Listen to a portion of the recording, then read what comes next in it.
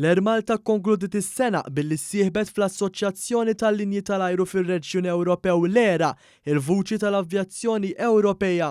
L-akbar avveniment tas-sena tal-ERA, il-Konferenza Reġjonali tal-Linji tal-Ajru, ser issir f'Malta s-sena d-dieħla bejn il-25 u s-26 ta' Marzu. Il-konferenza se tlaqqa taħt saqaf wieħed aktar minn 250 rappreżentant tal-linji tal-ajru, ajruporti u manifatturi, fornituri u servizzi tal-avjazzjoni. Din il-konferenza unika se toffri opportunitajiet varji biex taħt l-istess saqaf joħorġu firxa wiesa' idejat imistennija jiffukaw fuq il-konnettività ekoloġika. Xi ħaġa li l-Air Malta ilha tistinka dwarha biex tnaqqas l-impatt fuq l-ambjent u topera negozju effiċjenti fl-enerġija. Iċ-Chairman tal-Air Malta Charles Manjon saħaq li permezz ta' din l-isħubija pajjiżna se jaħdem ma' pajjiżi oħra biex jindirizza l-isfidi komuni li qed jaffaċċjaw il-linji tal-ajru fl-Ewropa.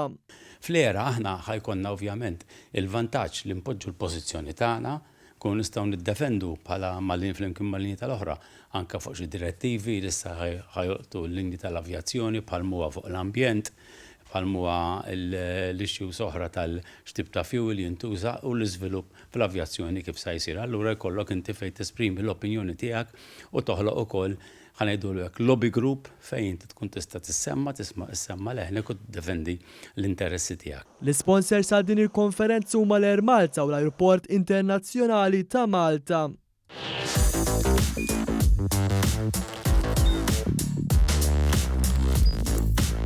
Idħol fuq one.com.mt u hemmhekk tista' tara l-programmi kollha li jxandru fuq One permezz ta' One Play.